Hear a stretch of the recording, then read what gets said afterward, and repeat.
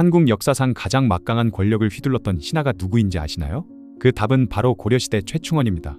이 남자는 무려 23년 동안 고려를 지배하면서 4명의 왕을 마음대로 갈아치웠죠. 심지어 왕보다도 더 화려한 궁궐에 살면서 왕족과 같은 대우를 받았습니다. 하지만 이 모든 권력의 시작이 단순한 비둘기 한 마리 때문이었는데요. 오늘은 한 마리 비둘기로 시작해 고려 최고의 권력자가 되어 왕조를 마음대로 주물렀던 무신정권 5번째 집권자 최충원의 이야기입니다. 최충원은 1149년 개성의 우봉이라는 곳에서 태어났죠.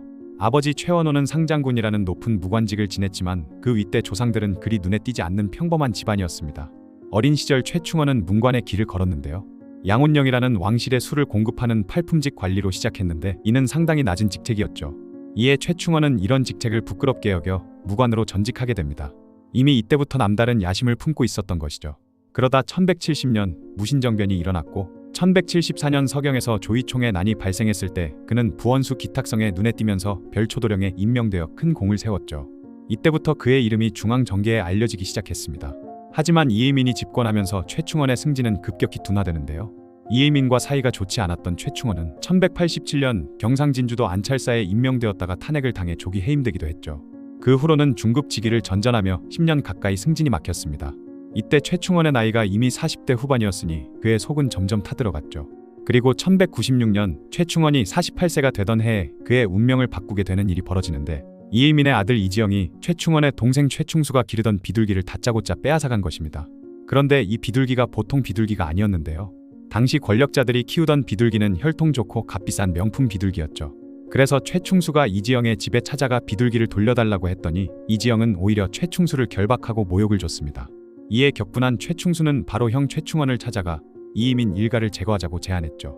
처음에는 망설이던 최충원도 결국 동생의 제안에 동의합니다. 이땐 이미 이의민 부자의 횡포가 도를 넘어선 상황이었는데 특히 이의민의 두 아들 이지영과 이지광은 아버지의 권세를 믿고 온갖 악행을 저질러서 세간에서는 쌍도자라고 부를 정도였죠. 그리고 1196년 4월 9일 명종이 보제사로 행차하는 동안 이의민은 병을 핑계로 미타산 별장에 머물고 있었습니다. 이에 최충원 형제는 외조카 박진재, 부하 노석숭 등과 함께 칼을 소매에 숨기고 이의민을 기다렸죠. 그리고 이의민이 말을 타려고 별장 문을 나서는 순간 최충수가 먼저 칼을 휘둘렀지만 빗나가 버렸습니다.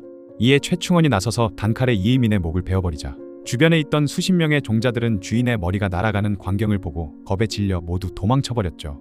이의민을 제거한 후 최충원의 행동은 매우 체계적이고 냉철했습니다. 곧바로 개경으로 돌아와 이의민의 세 아들을 모두 찾아내어 처형했죠. 장남 이지순과 삼남 이지광은 아버지가 죽었다는 소식을 듣고 가병을 이끌고 맞섰지만 금방 패배하고 말았으며 비둘기 사건의 원흉이었던 차남 이지영은 안서도호부에서 술을 마시며 놀다가 최충원의 부하 한유에게 목숨을 잃었습니다. 하지만 최충원의 숙청은 여기서 끝나지 않았는데요. 이의민과 연관된 모든 세력을 완전히 제거하기 위해 대대적인 숙청 작업에 나섰던 것이죠. 그렇게 최충원은 수십 명의 고위 관료들을 인흥관에 가둔 후 모두 유배를 보내거나 처형해버렸는데 더 어이없는 점은 최충원이 죽인 손홍윤의 아내 임씨가 미인이라는 이야기를 듣고 자신의 첩으로 삼았던 것입니다. 어쨌든 그렇게 정권을 장악한 최충원은 자신의 행동을 정당화할 명분이 필요했죠. 이에 그는 명종에게 봉사십조라는 개혁안을 올렸는데 이 개혁안의 내용을 보면 상당히 그럴듯합니다. 왕은 정전으로 돌아가라, 불필요한 관원을 줄여라, 토지 점유를 시정하라, 세금을 공평하게 거둬라, 왕실의 사치를 금지하라, 승려들을 단속하라, 청렴한 관리를 등용하라 등등. 언뜻 보면 고려의 패정을 개혁하려는 훌륭한 정치가의 모습 같아 보이죠. 하지만 이는 자신의 집권을 합리화하기 위한 포장에 불과했는데 최충원 본인부터 이 내용을 전혀 지키지 않았습니다.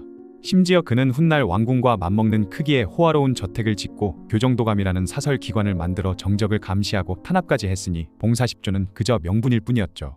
그런데 그는 불교에 대한 정책만큼은 철저하게 지켰는데요. 이는 지나치게 세력이 커진 불교계를 약화시키고 통제하려는 의도였죠. 당연히 기득권을 유지해왔던 불교계의 극심한 반발을 불러왔고 이후 최충원을 제거하려는 음모에는 어김없이 승려들이 끼어있게 됩니다. 그런데 최충원의 진짜 무서운 점은 국왕들을 완전한 허수아비로 만들어버린 것인데요. 1197년 명종이 봉사십조를 제대로 이행하지 않자 최충원은 지맘대로 명종을 폐위시켜버렸습니다. 왕이 늙고 일에 염증을 내고 있다는 명분으로 폐위를 시켰지만 아무도 감히 반대하지 못했죠. 그리고 명종의 동생 평량공 왕민을 새로운 왕으로 세웠습니다. 최충원에 의해 왕위에 오르게 된 신종은 허수아비 중에 허수아비였죠. 자신이 마실 물도 마음대로 마실 수 없었을 정도였던 것입니다. 또 어이없는 점은 왕이 달해정에 물을 마시면 환관들이 권력을 잡는다는 속설이 있어서 최충원은 그 우물을 허물고 광명사 우물에 물을 마시게 했을 정도였다고 하죠. 그렇게 최충원에게 휘둘려 꼭두각시 노릇만 하던 신종은 왕위에 오른 지 7년 만인 1204년 병으로 세상을 떠나고 말았고, 신종 다음에는 희종이 즉위했는데, 이 24세의 혈기왕성한 젊은 왕은 최충원을 제거하려고 시도하게 됩니다. 1211년 12월 22일 희종은 내시 왕준명, 승려 10여 명과 함께 최충원을 궁궐로 불러들여 암살을 시도했죠. 하지만 이 계획은 실패로 돌아갔고 최충원은 희종마저 강제로 폐위시켜버렸는데요. 그리고 14년 전 자신이 폐위시켰던 명종의 아들을 왕으로 세웠는데 그가 바로 강종입니다. 그러나 강종은 1년 8개월 만에 병으로 죽었으며 그 다음에는 강종의 아들이 왕이 되었고 그가 바로 고종이죠. 이렇게 최충원은 23년간 4명의 왕을 자기 마음대로 갈아치우며 고려를 지배했던 것입니다. 그러나 최충원의 권력이 유례없는 것이었던 만큼 그를 노리는 반역도 끊이지 않았는데요. 한국 사상 가장 많은 암살 시도에 휘말린 인물이 바로 최충원일 정도였죠. 그렇게 가장 먼저 제거된 것은 친동생 최충수였습니다. 이이민을 함께 제거하며 권력을 나눠 가졌던 형제였지만 최고의 권력은 자식과도 나누지 못했던 것이죠. 최충수가 자신의 딸을 태자비로 삼으려고 했는데 최충원은 만류했지만 최충수가 듣지 않자 결국 형제는 각각 1천여 명의 병력을 동원해 개경 시내에서 맞붙게 됩니다. 패배한 최충수는 파주 일대로 피했지만 결국 추격군에 의해 목숨을 잃었죠. 다음 타겟은 외조카 박진재였습니다. 이의민 제거 당시에는 정칠품 별장이었던 그가 불과 몇 년 사이에 종산품 대장군까지 올라 최충원과 맞먹는 수준의 문객들을 거느리게 되었던 것이죠. 이에 최충원은 박진재를 자신의 집으로 조용히 불러 다리에 힘줄을 끊어버리고 백령도로 추방해버렸습니다. 또한 1198년에는 최충원의 간호인 만적이 노비들을 모아 반란을 일으키려다 발각되어 만적과 100여 명의 반란군은 강에 던져져 모두 목숨을 잃었죠. 거기다가 승려들의 반란도 계속 이어졌는데요. 1217년에는 흥왕사, 홍원사 등 수많은 절의 승려들이 거란군과의 전투 중에 최충원을 암살하려 했다가 실패했는데 이때 체포되어 처형당한 승려만 800여 명에 달했다고 하죠. 그가 얼마나 대단한 인물이었으면 최충원의 묘지명에 기록된 그의 공신호는 무려 94자에 달합니다. 관직명도 벽상사만 삼중대광 계부이동삼사 수태사 문화시랑 동중서문하평장사 상장군 상주국 병부어사 대판사 태자태사였는데 이는 46자나 되는 엄청나게 긴 관직명이었죠. 정말 혼자 다 헤쳐먹으려는 것이었습니다. 뿐만 아니라 최충원의 집은 왕궁과 비슷한 규모로 지어졌는데 민가 100여 채를 허물고 몇 리에 걸쳐 웅장하고 화려하게 꾸몄죠. 암살 위협에 시달리던 그는 어디를 가든 항상 대규모의 호위병들을 이끌고 다녔는데요. 당시 용맹한 자들은 모두 최충원의 문객이 되었고 이는 관군의 힘을 약화시키는 계기가 되기도 했습니다. 그런데 최충원은 무신이었지만 문화에도 관심을 보였는데요. 하지만 이는 단순한 문화적 관심이 아니라 정치적 정당성을 확보하려는 계산이 깔려 있었습니다. 그러던 1209년 4월 청교역의 관리들이 최충원 부자를 암살하려는 사건이 발생했죠. 이를 계기로 최충원은 영은관에 교정도감을 설치했는데 교정도감은 단순한 수사기관이 아니라 인사, 감찰, 징세 등 국정 전반을 장악하는 최씨 정권의 최고 기관이 되었습니다. 최충원은 스스로 교정별감이라는 직책을 맡아 이 기관을 통해 고려를 완전히 지배했던 것이죠.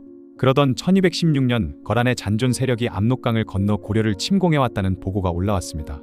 그런데 최충원의 대응은 매우 안일했는데 자신의 나라가 부유하고 군사가 강하다고 과신한 나머지 변방에서 위급한 보고를 올리는 장수들을 오히려 유배 보내버린 것이죠. 이 때문에 변방의 장수들이 처벌받을까 두렵기도 하고 군의 기강도 해이해져 제대로 보고하지 않았고 거란군이 개경 근처까지 쳐들어와서야 뒤늦게 정신을 차렸습니다. 이에 최충원은 황급히 대책을 세웠지만 이미 때는 늦었죠. 날래고 용감한 자들이 모두 자신의 부하가 되어 관군은 약해져 있었습니다.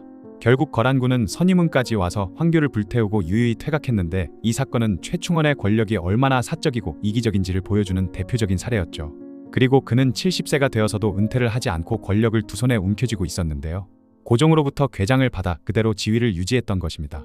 심지어 죽기 직전에는 왕시성까지 하사받았고 이전에 무신 집권자들이 제명해 죽지 못했던 것과 달리 최충원은 71세까지 천수를 누리며 1219년에 자연사했습니다. 그의 장례는 국왕의 장례와 다를 바 없었다고 하는데 백관들이 모두 흰 상복을 입고 참석했고 사용된 기물들도 왕의 장례와 비슷했죠. 최충원은 한국 사상 가장 강력한 권력을 가진 권신이었습니다. 23년간 고려를 지배하면서 4명의 왕을 갈아치우고 왕을 능가하는 권위를 누렸죠. 그의 권력은 아들 최후에게 그대로 전해져서 최씨 정권은 총 62년간 이어지게 됩니다.